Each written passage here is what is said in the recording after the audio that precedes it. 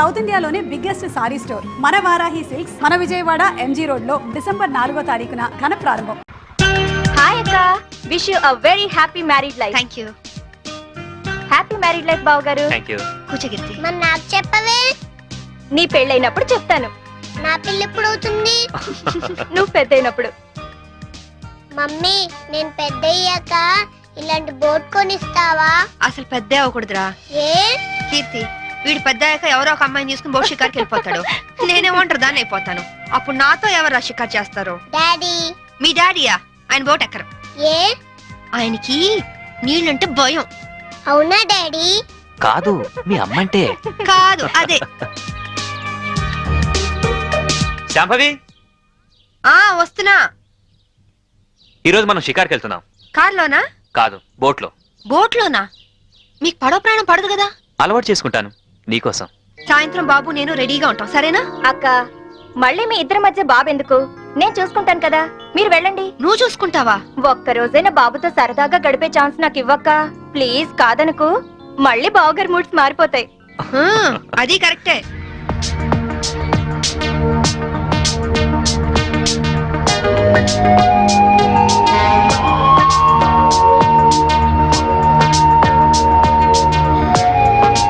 చీరలా ఉంది.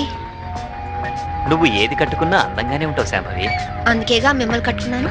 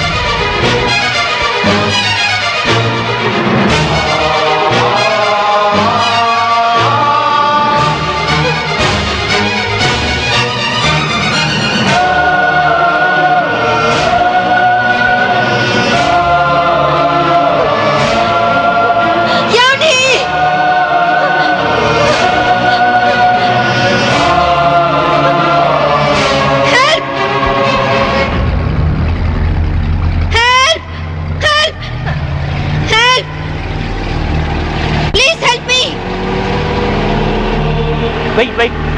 उसके पास चलो. Help! What happened, madam?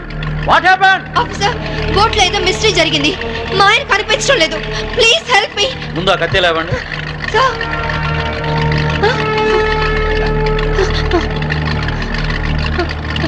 ఈ బ్లడ్ కత్తి ఎలా వచ్చిందో నాకు తెలియదు సార్. రాత్రి మా ఆయన పక్కనే ఉన్నారు. Something is wrong. Okay, we will investigate.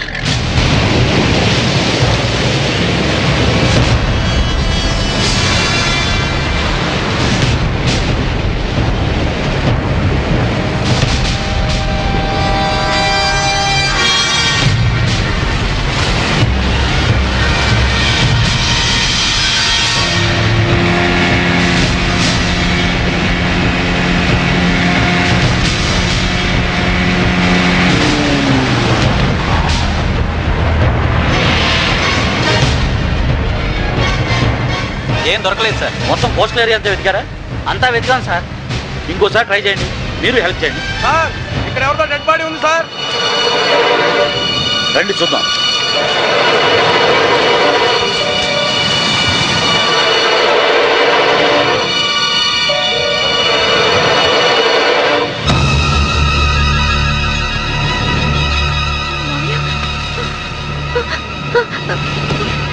మావయ్య, ఇన్స్పెక్టర్, ఈ మా మావయ్య ఇంట్లో ఉన్నాయని ఇక్కడికి ఎలా వచ్చారు? ఆ సంగతి మీరే చెప్పాలి మేడం. నాకేం తెలీదు. ఎందుకు ఇలా జరుగుతుందో నాకు అర్థం కావట్లేదు. Please control your self. Madam వాళ్ళ ఇంటికి తీసుకెళ్ళండి. Okay sir. మేడం, కేసును అన్ని కోణాల నుంచి ఇన్వెస్టిగేట్ చేస్తాం. నేరస్తులను తప్పకుండా పట్టుకుంటాం. మీరు ఇంటికి వెళ్ళండి మేడం. మేడం తీసుకువెళ్ళండి. Okay sir. Please madam.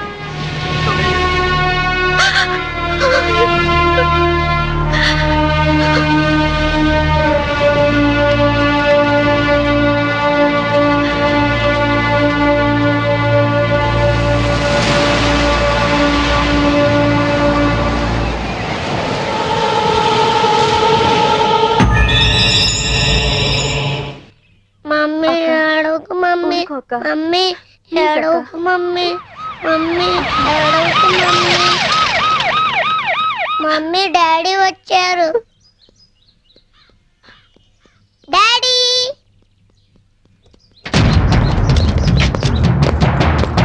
మీరంతా ఇక్కడే ఉండండి.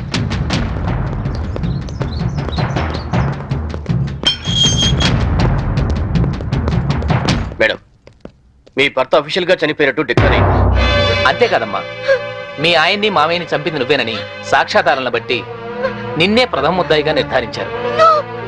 యాంటిసిపేటరీ బెయిల్ కూడా అవకాశం లేకుండా పోయింది. నువ్వే మరీ అవ్వకమ్మా, నేను చూసుకుంటాను.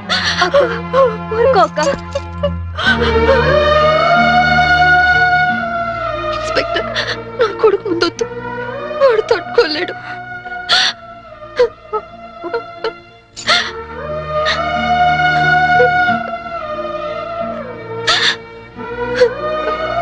కీర్తి, వాడితో ఒక్కరోజైనా గడిపే అవకాశం ఇవ్వని అడిగా. ఇప్పుడు జీవితాంతం వాడిని నువ్వు చూసుకునే పరిస్థితి వచ్చింది. అక్క, వాడికి ఏ లోటు రానివ్వుగా అక్క. ప్రామిస్. అలాగే అక్క.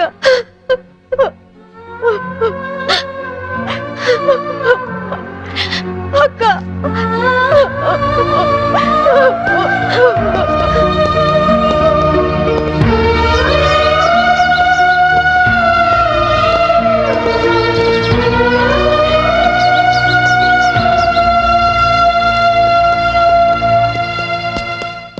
మమ్మీ ఎక్కడికి వెళ్తున్నావు మమ్మీ?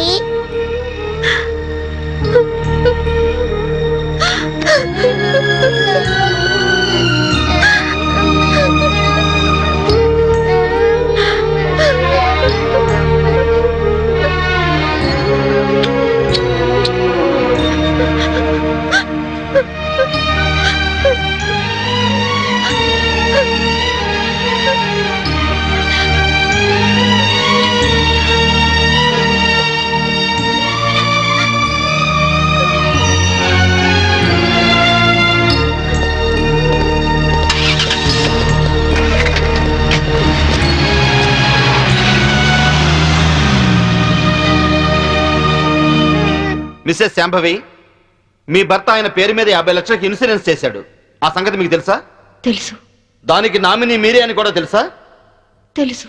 హత్య జరుగుతున్న సమయంలో మీ భర్త కేకలు ఏమైనా పెట్టారా? తెలీదు. That's all your honour. డబ్బు మనిషిని బతికిస్తుంది కాబట్టి ఆ డబ్బు కోసం మనుషులు ఎంతటి దారుణానికైనా దిగజారుతారు అన్న నగ్న సత్యానికి ఈ శాంభవే పర్ఫెక్ట్ ఎగ్జాంపుల్. ఎవరికి ఏ డౌట్ రాకుండా బోట్ షికారు ప్లాన్ చేసి 50 లక్షల ఇన్సూరెన్స్ డబ్బు కోసం తన భర్తనే చంపేసింది. నా భర్త నేను చంపలేదు. నా భర్త నేను చంపలేదు. నా భర్త నేను చంపలేదు. నా భర్త నేను చంపలేదు. నా భర్త నేను చంపలేదు. నేను చంపలేదు. ఒక్క భర్తనే కాదు యువర్ ఆనర్, ఇన్సూరెన్స్ డబ్బులో వాటాకొస్తారని తన మామగారిని కూడా అతి కిరాతకంగా మర్డర్ చేసిన హంతకురాలు ఈ Shambhavi. I object your honour. భర్తను హత్య చేసింది ఆవిడే అని రుజువు కాకుండానే మామగారిని కూడా ఆవిడే హత్య చేసిందని చెప్పడం పీపీ గారికి న్యాయం కాదని తెలుసుకోవడం మంచిది. Objection over ruled. Thank you sir. నా విచారణలో మొదటి సాక్షి ఆ ఇంటి పనివాడు సింహాద్రి. ఇంట్లో మీ అయ్యగారు అమ్మగారు ఎప్పుడైనా గొడవ పడుతుండేవారా? కాపురం అన్నాక అవన్నీ మామూలే కదయ్యా. అంటే ఎప్పుడు గొడవ పడుతుండేవారా? ఎప్పుడు కాదయ్యా, అప్పుడప్పుడు. ఓకే, మీరు వెళ్ళొచ్చు. చిత్తం. నా విచారణలో రెండో సాక్షి ఫోరెన్సిక్ డాక్టర్. డాక్టర్ గారు, బోట్లో ఉన్న రక్తాన్ని ఆవిడ బట్టలకున్న రక్తాన్ని పరీక్షించారా? పరీక్షించాం. ఆ రెండిటి గ్రూపు ఒకటే, ఓ నెగిటివ్. అంటే హత్య గురి కాబట్ట Chaitanya blood group O negative. Please note this point your honour. నా విచారణలో ఆఖరి సాక్షి నేవల్ కోస్ట్ గార్డ్. సార్, హత్య జరిగిన స్థలానికి మొదటగా వెళ్ళింది మీరే కదా? అవును. అప్పుడు ఆవిడ చేతిలో కత్తి ఉందా? ఉంది. ఆవిడ ఒంటి మీద ఉన్న బట్టలకు బ్లడ్ ఉందా? ఒంటి మీద ఉన్న బట్టలకే కాదు, బోట్ నిండా బ్లడ్ పడి ఉంది. బోట్లో దొరికిన టేప్ రికార్డర్, కత్తి మరియు హర్నాథరా శవం పక్కన దొరికిన ఆమె చెవురింగును కూడా కోర్టుకు సబ్మిట్ చేశాం. మీరు కోర్టుకు సబ్మిట్ చేసిన టేప్ రికార్డర్ మీరు చూసినప్పుడు ఏ స్థితిలో ఉంది? కింద పడి ఉంది. బ్యాటరీలన్నీ ఎవరో విసిరి పడేసినట్లు చల్లా చెదురుగా పడి ఉన్నాయి. యువర్ ఆనర్, హత్య జరిగినప్పుడు తన భర్త ఎలాంటి కేకలు పెట్టలేదని ఈవిడ ఇంతకు ముందే చెప్పింది. అందులో ఎంతవరకు నిజముందో ఈ టేపు వింటే మీకే తెలుస్తుంది.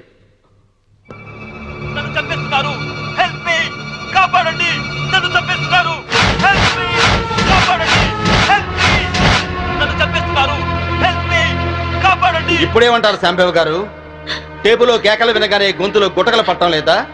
ఇప్పటికైనా చంపింది మీరే అని ఒప్పుకుంటారా లేదా? I object your honour.